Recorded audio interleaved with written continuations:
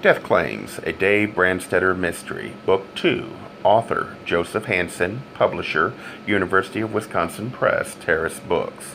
Narrator, Eric Aust. Chapter 8. A single spotlight bored a white shaft straight down through the tall blackness of the room. The floor it hit was painted black, so it didn't splash. Only when fat Whittington moved through it in a Russian peasant blouse, except for red embroidered hem, collar, cuffs. The blouse was white, and the light struck off it and reflected in the scallops of the varnished wooden seat backs that boxed in the acting area. Whittington stepped out of the light, and darker figures flickered through like memories of the dead.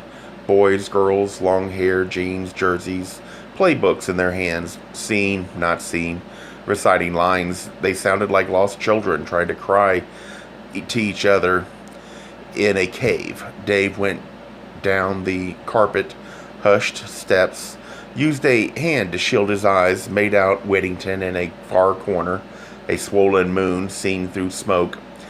He started around the dark margin of the open space. Whittington called, "This is where you hear the willow whistle, Natasha. No, don't move. Register. Stand very still. Then as it goes on, lift your head. No, darling. Don't gawp at the ceiling, and don't swivel your head. Just lift it. Slowly, an inch, 2 inches, so you're staring over the audience. No expression. Blankly. That's it. All right. Now." His voice took a different direction. The whistle stops, and Ivan and Mara start to laugh lightly, pleased with each other. Ivan, you enter holding both of Mara's hands, leading her. Both of you still laughing. No backward. Ivan, backward. Don't you remember? So that Mara sees Natasha before you do. She's facing her. Go out and come in again. He looked at Dave. Not now. I'm rehearsing. I can see what you're doing. I can't see what Peter Oates is doing. I told you the last time, I'd hoped it would be the last time, that I don't know where he is. That's not the problem anymore, Dave said. It never was my problem. Whittington folded his arms across the fat span of his chest and turned to watch the youngsters moving in the chiaroscuro. The Natasha girl began to cry.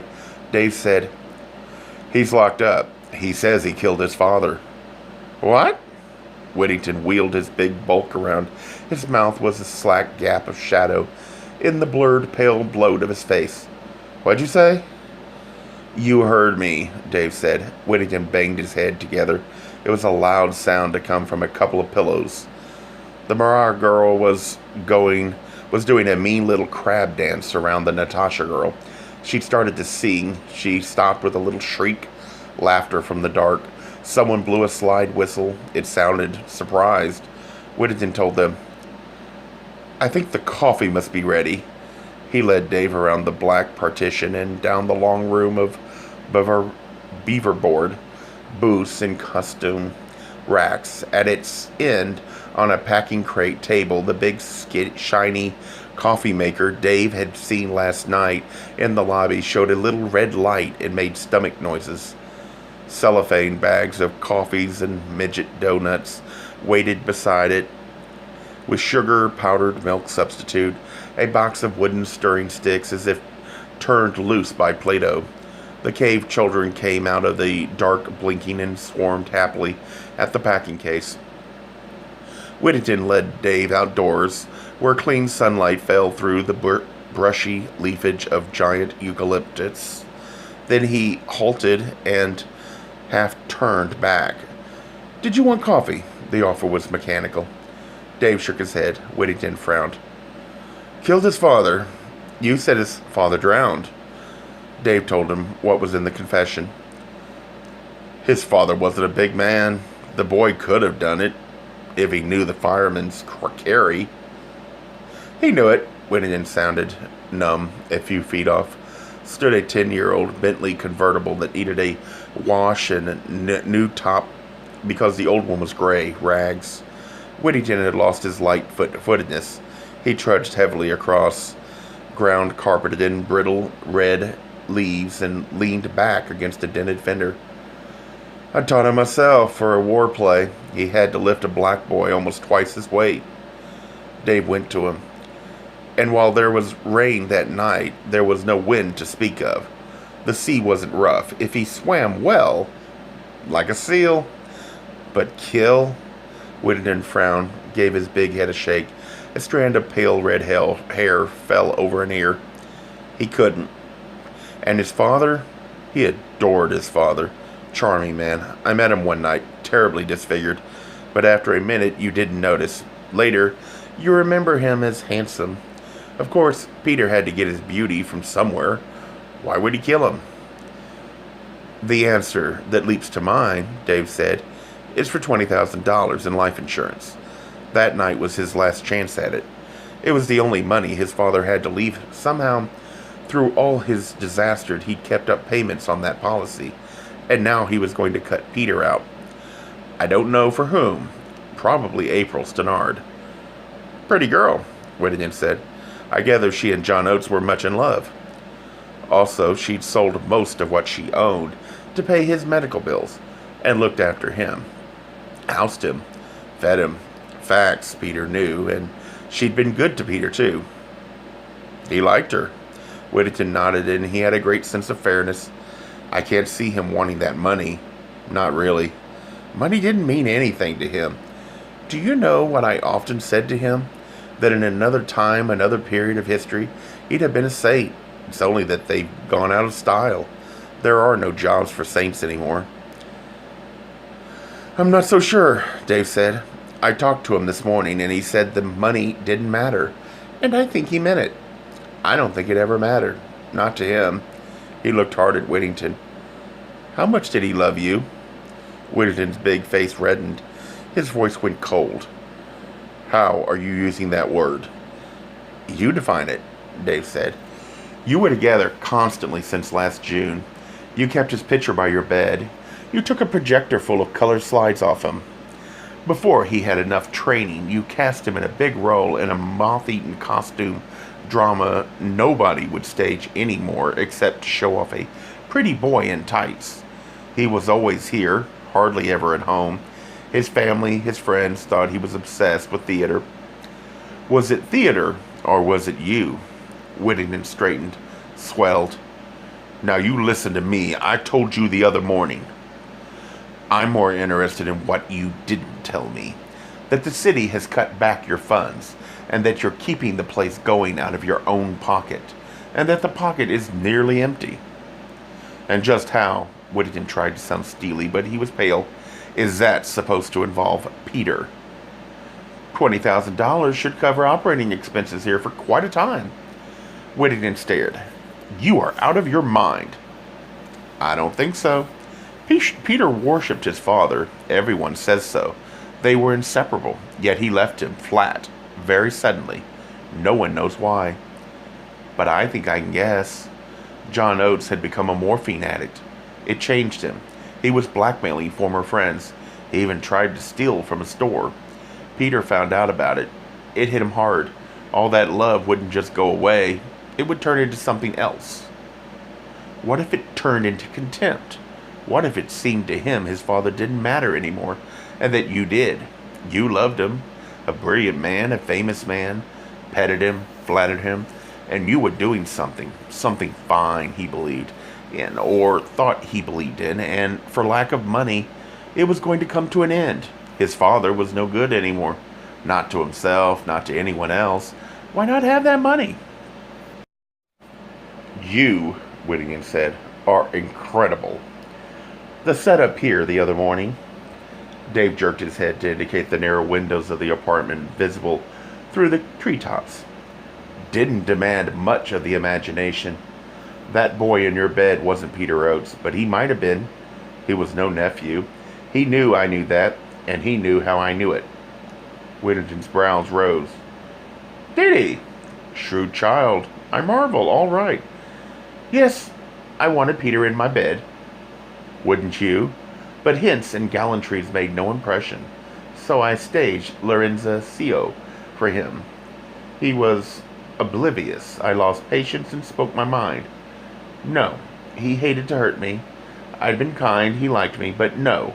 And we didn't speak after that. The play closed, and he didn't come back. Ever.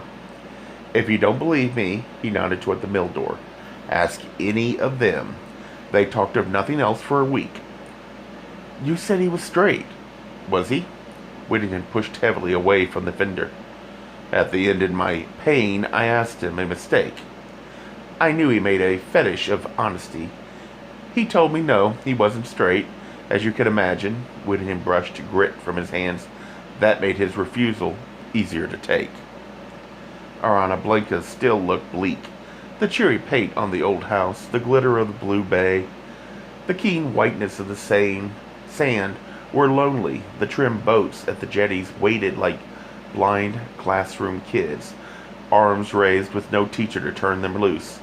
Gulls slicing the sunlight were all that seemed alive.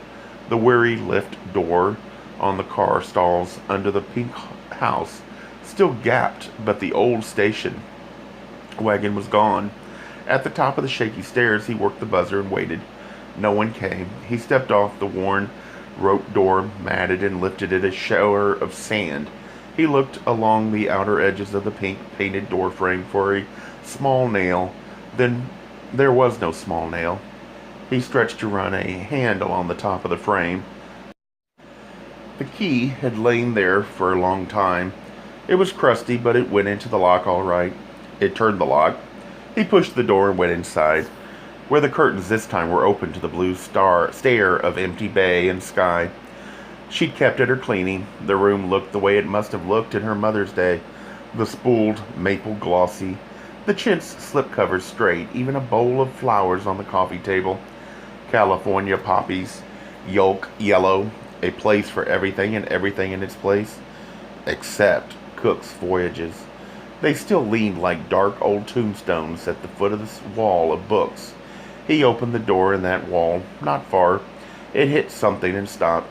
He edged through. What it had hit was another door hanging open, to a closet. He'd wanted to find that. He peered in. The jacket hung there, among others, the corduroy one, cuffs still turned back, 4 inches as they'd been when she wore it the other night. It was exactly like the one Peter Oates was wearing, lined with the same gold check pattern. He crouched on the closet floor, among other dusty gleams of leather. Stood a pair of short boots, some heavy straps and brass ring fastenings. As Peters, in his head, he heard Eve Oates' voice. They thought alike, moved alike, spoke alike, looked alike. He shut the closet door. The room was just big enough for a double bed, a chest of drawers, a desk, and a chair, and that was what was in it. All of it maple. The surfaces shone. A fresh white candlewick spread was smooth on the bed. On the chest, with a chased silver comb, brush-looking glass, was a standing photo in a chased silver frame. A smiling man and woman at the rail of a ship, a thin blonde girl child between them, clutching a book and screwing up her face in the bright sun. Except for a black portable typewriter case with frayed corners, the desktop was empty, but the drawers weren't. They weren't tidy either, at least not the ones he opened. The top ones that had lain on the desk had simply been pushed off into them.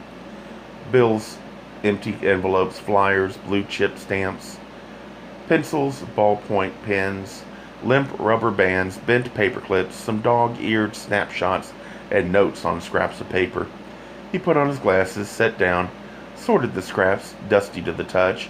Lists, milk, tomato, soup, spam, cigarettes, book titles, some 19th century dates, a lengthy edition, problem in pounds, shillings, pence, the total converted to dollars, many dollars, the phone number of a roofing company. Dave glanced up. The ceiling was rain-stained. He smiled. He stopped smiling. His fingers held a stiff yellow subscription, blank, torn raggedly along the perforated edge that had held it in a magazine. The blanks hadn't been filled in, but on the side with the printed return address was written Peter, and under the name was a phone number. He remembered the number because it had been hard to get. It was the number of Wade Cochran's ranch. He thumbed through the snapshots. They were all of Peter, but only 2 were recent, and one of those was blurred. He slid the clear one into a pocket along with the subscription card.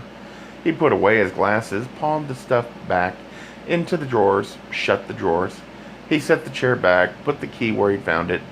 He went away. A Gay Mysteries Audiobooks. I think it is easy to hate a label, but a face humanizes the word. So this effort is twofold. To offer comfort to those like myself that your world didn't end because you don't fit into the view of acceptable society on both sides. And in hopes of helping those with family that are LGBTQ, that it doesn't mean we are aliens from the child they once knew. Reassure them so they can maybe be supportive at the same time, being true to their values.